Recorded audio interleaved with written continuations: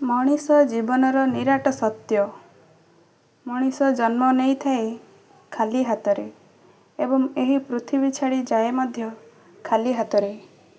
ଏହି ଦୁଇଟି ସତ୍ୟ ମଧ୍ୟରେ ଯେତେ ସମୟ ମିଳେ ତାହାକୁ ହିଁ ଜୀବନ କୁହାଯାଏ। ଛୋଟବେଳେ ଆମେ ବଡ଼ ହେବାର ସ୍ୱପ୍ନ ଦେଖୁ। ବଡ଼ ହେଲା ପରେ ଭାବୁ ଆଉ ଟିକେ ଟଙ୍କା ହେଲେ ଖୁସି ହେବି। ଟଙ୍କା ଆସେ କିନ୍ତୁ ଶାନ୍ତି ଆସେ ନାହିଁ। ଘର ହୁଏ, ଗାଡ଼ି ହୁଏ, ସମ୍ପତ୍ତି ହୁଏ, କିନ୍ତୁ ମନର ଖାଲିପଣ ଭରେ ନାହିଁ। ସମୟ ସହିତ ଲୋକ ବଦଳି ଯାଆନ୍ତି। ଯେଉଁମାନେ ଦିନେ କହୁଥିଲେ ତୁମ ବିନା ରହିପାରିବୁନି, ସେମାନେ ଦିନେ ତୁମ ଖବର ମଧ୍ୟ ନେବେ ନାହିଁ। ଯେଉଁମାନଙ୍କ ପାଇଁ ତୁମେ ସବୁକିଛି ତ୍ୟାଗ କରିଦେଲ, ସେମାନେ ହୁଏତ ଦିନେ ତୁମ ତ୍ୟାଗର ମୂଲ୍ୟ ବୁଝିବେ ନାହିଁ। ଜୀବନର ସବୁଠାରୁ ବଡ଼ ସତ୍ୟ ହେଲା, କେହି ସବୁଦିନ ଅମର ନୁହନ୍ତି। ସମ୍ପର୍କ ରହେ କିନ୍ତୁ ସମୟ ସହିତ ସବୁ ସମ୍ପର୍କ ବଦଳିଯାଏ।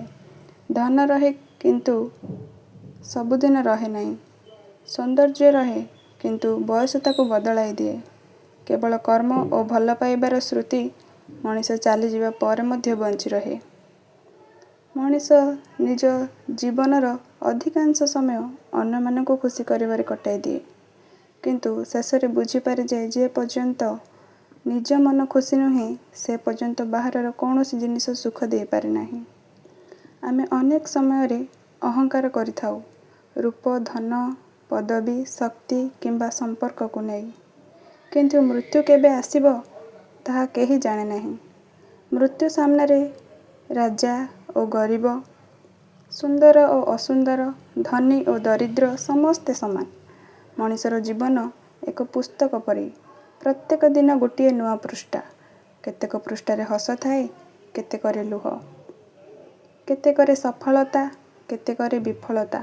କିନ୍ତୁ ପୁସ୍ତକର ଶେଷ ପୃଷ୍ଠା କେବେ ଆସିବ ତାହା କେହି ଜାଣେ ନାହିଁ। ସେଥିପାଇଁ ଯେ ପର୍ଯ୍ୟନ୍ତ ସମୟ ଅଛି, ବାପା ମାଆଙ୍କୁ ସମ୍ମାନ ଦିଅ। ସମ୍ପର୍କକୁ ହୃଦୟରୁ ନିଭାଅ। କାହାର ମନକୁ ଅନାବଶ୍ୟକ କଷ୍ଟ ଦିଅ ନାହିଁ। କ୍ଷମା କରିବା ଶିଖ। ନିଜ ପାଖରେ ଯାହା ଅଛି ସେଥିପାଇଁ କୃତଜ୍ଞ ରୁହ। ମନେ ରଖ, ଶେଷରେ ଲୋକେ ତୁମ ଧନକୁ ନୁହେଁ, ତୁମ ବ୍ୟବହାରକୁ ମନେ ରଖିବେ। ତୁମ ଘରକୁ ନୁହେଁ, ତୁମ ହୃଦୟକୁ ମନେ ରଖିବେ। ତୁମ ସଫଳତାକୁ ନୁହଁ, ତୁମ ମଣିଷପଣିଆକୁ ମନେ ରଖିବେ। ଜୀବନର ନିରାଟ ସତ୍ୟ ହେଉଛି, ସମୟ କାହା ପାଇଁ ଅଟକେ ନାହିଁ। ଜୀବନ କାହା ପାଇଁ ଅପେକ୍ଷା କରେ ନାହିଁ। ଯିଏ ଆଜି ତୁମ ସହ ଅଛି, କାଲି ସେ ନଥାଇପାରେ। ଯାହା ଆଜି ତୁମର, କାଲି ସେ ଅନ୍ୟର ହୋଇପାରେ। ସେଥିପାଇଁ ଅହଙ୍କାର ନୁହେଁ, ଭଲ ପାଇବା ବାଣ୍ଟ। ଘୃଣା ନୁହେଁ, କ୍ଷମା କର। ଧନ ନୁହେଁ, ପୁଣ୍ୟ ସଞ୍ଚୟ କର। କାରଣ ଶେଷ ଯାତ୍ରାରେ ସାଙ୍ଗରେ ଯାଏନି ଧନ, ଯାଏ କେବଳ କର୍ମ ଓ ସ୍ମୃତି। ଏହା ହିଁ ମଣିଷ ଜୀବନର ସବୁଠାରୁ ବଡ଼ ଓ ନିରାଟ ସତ୍ୟ। ଆପଣଙ୍କୁ ଏହି ଭିଡ଼ିଓଟି ଭଲ ଲାଗିଥିଲେ ଭିଡ଼ିଓଟିକୁ ନିହାତି ଲାଇକ୍ କରିବା ସହିତ ସବସ୍କ୍ରାଇବ୍ କରି ଚ୍ୟାନେଲକୁ ଅଲ୍ ନୋଟିଫିକେସନ୍ ଦେବେ। ସୁନ୍ଦର କମେଣ୍ଟଟିଏ ଦେବା ପାଇଁ ଜମା ବି ଭୁଲିବେନି। ନମସ୍କାର, ଜୟ ଜଗନ୍ନାଥ।